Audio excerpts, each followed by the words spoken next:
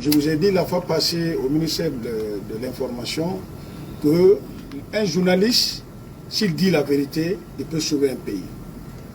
Et un journaliste aussi, ce n'est pas toutes les vérités qui se disent. Il y a des vérités que vous saviez, vous devez pouvoir la contourner pour sauver la République. Vous connaissez, je n'ai rien à vous dire, vous avez vu des pays où des choses ont été dites, le lendemain, tout le pays s'est emballé et s'est amené à des morts et à des choses n'importe comment.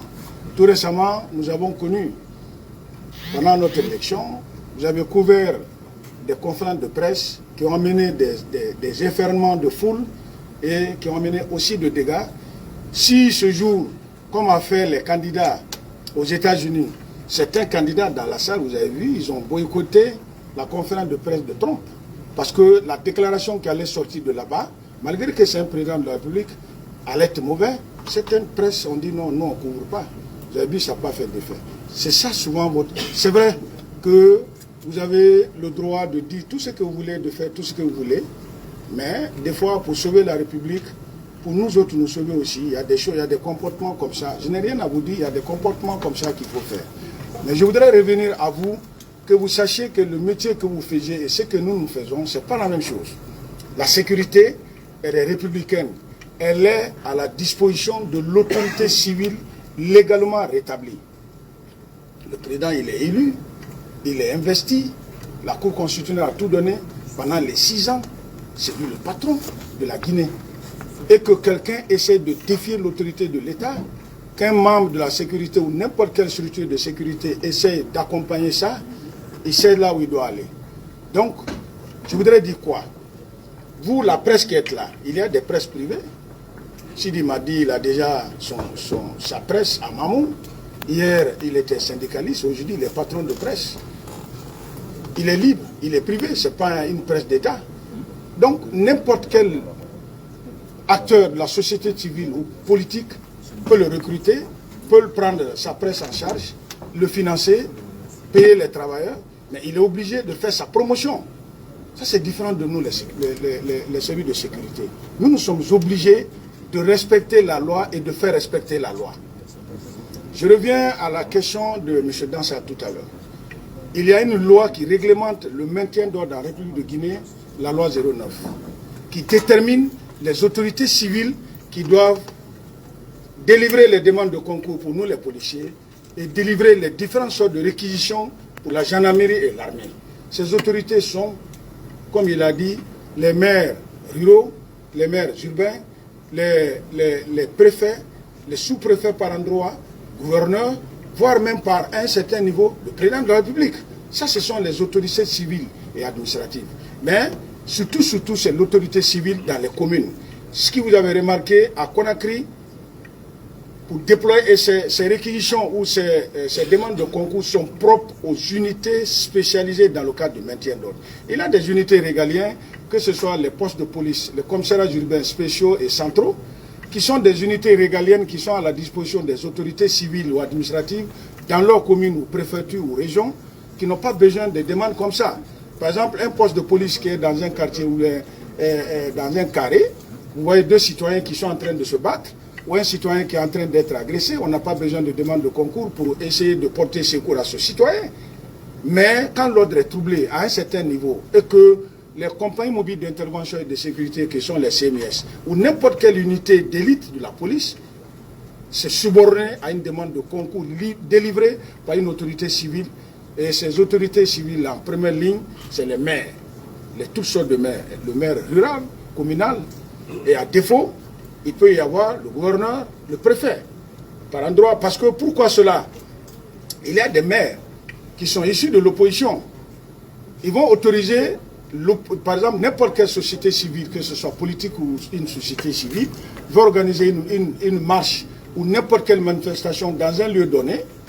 Il se trouve que la sécurité de ces manifestants, de ces demandeurs de manifester, leur sécurité, le maire autorise, mais les services de sécurité de cette zone n'ont pas les compétences de sécuriser ceux qui doivent venir tenir ce meeting ou faire cette marche, que l'autorité, le chargé de la sécurité de cette zone, qui est le conseil chargé de la sécurité de l'autorité civile, lui dit non, monsieur le maire ou monsieur le préfet, en prenant cette route pour aboutir à tel et tel endroit, il y a danger, il y a risque d'affrontement, il y a danger de blessure, de ceci et de cela. Le maire est censé comprendre cela, le préfet est censé. S'il ne l'accepte pas, l'autorité civile fera son rapport, l'autorité chargée de la sécurité fera son rapport à sa hiérarchie, mais si jamais tout ce qui a été cité au préavant, il y a des blessés ou même des morts à ces endroits, il va sans dire que cette autorité répondra. C'est pour cela que vous trouverez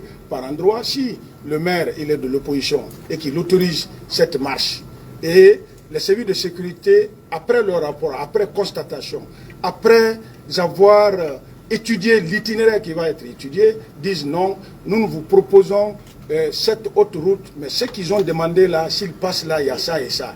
Et que l'autorité élue s'obstine, parce que c'est son entité qui demande la marche, il va sans dire que le préfet ou le gouverneur va prendre ses dispositions. La loi a prévu ça aussi, donc ce n'est pas interdit, et c'est ce que nous allons exécuter. C'est pour cela, vous voyez souvent des marches autorisées, vous les journalistes là, que ce soit lui de finesse là, il faut voir comment on est, on partage l'eau, on fait tout ensemble, mais quand c'est le contraire, et qu'on vous dit, vous avez une demande de concours pour dire que cette marche est interdite et que vous venez mettre un dispositif, mais il faut voir l'abattage qu'on fait sur vous. C'est un bourreau, un criminel, c'est eux qui ont tué les 100 et quelques, ils n'ont aucune preuve, ils le font. Quand vous faites ça, vous prenez du péché de mon côté, parce que vous n'avez pas de preuves. Moi je cherche, au même temps que vous, pendant que vous-même là, qui êtes des journalistes, entre vous, quand vous êtes entre les manifestants, vous voyez des gens, leur gilet est bombé, par endroit, quand ça chose, vous voyez la croche de leur pistolet, c'est des civils, vous ne signalez jamais ça, vous ne remontez jamais les photos là. Donc, déjà, c'est un danger de notre côté. C'est ce qu'il faut aujourd'hui, on est victime. On a plus de combien de policiers qui sont morts par balle. Mais, vous pensez que cela est de droit? C'est vrai, nous faisons un métier d'armes. Et on travaille avec l'arme, mais quand même, si nous-mêmes on est terrorisés, ça veut dire que lui de finesse, il ne pourra plus monter ses trucs sur Facebook. Parce que tout à l'heure, je suis sûr, c'est lui qui va faire monter. Voilà. Ah, voilà. Je demande à tes fans, je suis le général Bafoué, je ne suis pas un bourreau. Si j'ai eu le courage, partout vous m'avez demandé de venir, c'est pour m'éclaircir, vous dire, je suis issu d'une famille aussi musulmane, tant de mère que de père, je sais ce que c'est que l'âme de quelqu'un. Depuis que je suis à la tête des unités, jusqu'à la tête de la... Même étant directeur général, vous me voyez souvent sur le terrain, c'est que j'évite que vous-même vous soyez atteint, à plus forte raison un autre citoyen. Si vous l'avez remarqué, je ne peux pas dire qu'il n'y a pas des journalistes qui ont été molestés, frappés, blessés, tapés même par des agents de sécurité. Ça, c'est pas... Mais aucun journaliste, depuis 85, jusque là où je suis là, depuis le temps de général Lassana Conté, je ne connais pas un journaliste mort sur le terrain par faute de faute de sécurité. Je n'en connais pas. Vous pouvez me le dire ici, on peut faire même un débat. Je ne connais pas. Je connais tous les journalistes. 28 septembre, j'étais avec comment il s'appelle là, le représentant d'RFI. Moutar, c'est un ami. Il était là. Ouais. On était ensemble, quelqu'un a tenté de lui retirer son micro. Et vous pouvez lui demander, c'est moi qui ai dit non. Lui, il est protégé, on l'a retiré, on l'a donné. Il a continué son reportage. Moi, je suis dans cet esprit-là depuis longtemps. Mais je suis le plus chanté, le plus malmené de vous. Quand même, je remercie Dansa qui m'a reconnu. Ça, avoir le courage de venir face à vous, c'est vraiment un courage. Aller à votre plateforme là-bas, c'est vraiment un courage. C'est pour vous dire que je suis de cœur depuis longtemps et j'ai la chance. Depuis sous-officier, j'ai toujours assisté au séminaire qui parle de relations entre presse et sécurité. Je connais ce que c'est qu'une presse. Je sais ce que vous valez dans un pays, dans un milieu. Même avant que vous n'existez, dans nos trucs traditionnels, ceux qui sont chargés d'informer le village auprès du chef de village pour n'importe quelle information, on connaît leur valeur, à plus forte raison vous aujourd'hui. Mais vous êtes tellement important qu'il faut éviter de pousser les gens contre nous. Sidi, il est là. Que ce soit un journaliste pris à Zérekouré, à Kankan, sur toute l'étendue du territoire, si c'est la police nationale qui l'a pris, ils me le disent, malgré que, si il se trouve que ce journaliste même a fait une infraction contre les policiers, il a outragé des policiers ou il a fait quoi? Je fais tout, je prie les policiers, on libère. Sidi, tu peux témoigner ça? Oui, c'est vrai. Voilà. Donc, Heureusement, j'ai appris, je n'ai même pas été invité, que lui, il a changé de poste, puisqu'il a eu de l'argent, il a créé une presse. Et puis c'est lui qui tapait sur les propriétaires de presse. Si il a ses journalistes, je voulais savoir, ces journalistes sont payés à combien. Voilà, donc, pour qu'on sache si réellement lui respecte le droit. Parce que j'ai vu des journalistes ici, ils n'ont même pas tout le temps. Ah, chef, on veut se retourner. Transport, Mouna. Donc, on sait. Mais avec les journalistes de Sidi, c'est sûr. Minimum au début, le premier salaire, c'est 2 millions. Donc, venir pour vous rassurer sur mon âme, avec toute sincérité. D'abord, quand je vois des parterres de personnalités, dans ça, Mme Baldé qui est assise ici, je l'ai vue depuis longtemps. Je sais comment elle se parle. Malgré qu'elle est une pauvre femme, elle se bat, elle dit la vérité à qui de droit. C'est ce qui l'a permis d'être stable jusqu'à ce niveau. Elle fait son travail. Venir devant eux, ce n'est pas une prestation de serment que je vous fais, mais je vous le dis, c'est en âme et conscience. Je suis à votre disposition. La police nationale est à votre disposition. On fera tout pour que les conditions entre vous et nous soient améliorées et votre sécurité soit assurée, tant dans le cadre du maintien d'ordre ou dans n'importe quel mouvement en ville. Je ne gère pas les zones rurales. Je ne gère pas le front à Kidal ou les fronts militaires. Mais tout ce qui est déploiement de police dans le cadre du maintien d'ordre dans les villes, je vous promets qu'on fera tout.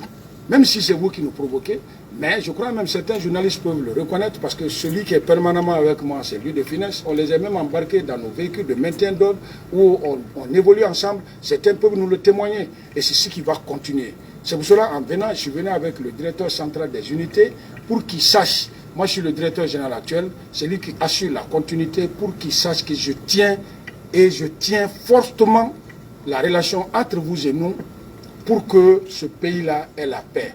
Mais je reviens toujours à la même chose si vous ne dites pas la vérité. Parce que tu vois, sur Opéra News, ils disent des choses, toi, sur lesquelles on est en train de parler, tu es étonné. Moi, j'apprends des choses sur ma personne, et je suis assis. Tantôt, on dit qu'il est couché à l'hôpital, gravement malade. Tu te réveilles le matin, on dit RIP, crise cardiaque. Je me demande, c'est Mandian qui fait des choses comme ça. Or, c'est un frère, je ne le connais même pas. Si Mandian, tu suis les choses, viens, je suis prêt à te céder mon salaire pour que tu me colles la paix. Parce que je ne suis pas de social. Donc, sincèrement, parce que ça ne sert à rien. On a des parents un peu partout. Moi, je connais que nos parents ont voyagé, ils sont un peu partout. Quand ils apprennent certains ne dorment pas, il est mort, il est gravement blessé, il est ceci, cela. C'est un message que je te passe. Tu es un frère. Donc, essayons de nous comprendre. Moi, je te souhaite tout le bonheur du monde. Et vraiment, si Dieu ne m'avait pas mis dans le métier de policier, peut-être... Si j'avais continué mes études, j'allais emboîter le journalisme parce que c'est un métier noble. Je vois des gens ici depuis 5 h du matin quand on met le dispositif. Ils sont avec nous, on court, on se gaze ensemble, on fait tout ensemble.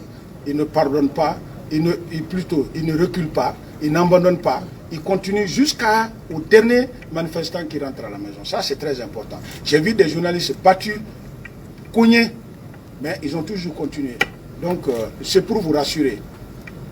D'abord, dans un premier temps, en ma qualité de directeur général de la police nationale, mettre la police à votre disposition pour dans le cadre de la vérité et dans le cadre de la loi, dire que si un journaliste est atteint de quelque chose par mauvais comportement d'un policier, informez-moi, au lieu de monter sur les réseaux, voilà, la police est ceci et cela, informez, vous et moi, on va prendre la sanction qu'il faut à la police nationale. Il y a un code de discipline, il y a un code de déontologie, il y a tout ce qui est, même votre protection est dans ça. Tout policier, depuis l'école de police, est enseigné. Quand ça vient encore, les élèves, quand ils sortent, c'est une petite brochure. On les répartit, chacun là. C'est comme une petite Bible. Donc si celui qui enfreint à tout ça, il répondra. Il répondra. Donc, pour ne pas trop m'éternir, je voudrais vraiment, encore une fois de plus, me mettre à votre disposition. J'avais réunion à 10 h. Au même temps que vous devez faire le tri. Quand il m'a dit, je dis, je ramène ma réunion à 11 h ou à midi, mais je préfère venir ici. Parce que je suis venu la fois passée, si je ne viens pas aujourd'hui, certains vont penser que je suis fâché, ou bien que j'ai peur de vous. Je n'ai peur de personne, parce que, billahi, Je suis musulman. Si vous avez le Coran ici, mettez, je mets ma main dessus. Je peux jurer de tout ce que vous m'accusez, je ne connais pas. Et je vous promets que je me battrai dans ce sens pour que la police... D'abord, je sais aucune police dans le monde n'est aimée. Mais nous, au moins, nous, on a peur de vous. Mais les policiers qui clouent les gens sur les genoux, le clouer jusqu'à l'enlever son âme. Le jour que Bafoué va faire ça ici, mais c'est grave. Même mon village de Ragila va sentir. Mais on fait ça de l'autre côté là-bas. Et vous filmez, après ça passe. Nous, ici, là, le brigadier qui est mort la fois passée, on vient, on nous agresse. Tu n'as même pas un couteau pour défendre ton ami. En France, quand ça fait l'autre, il sort le pistolet, il se défend pour protéger son homologue. Nous, tous ça, on fait ça pour que vous nous acceptez. En tout cas, la police guinéenne est à votre disposition. On fera tout pour vous protéger.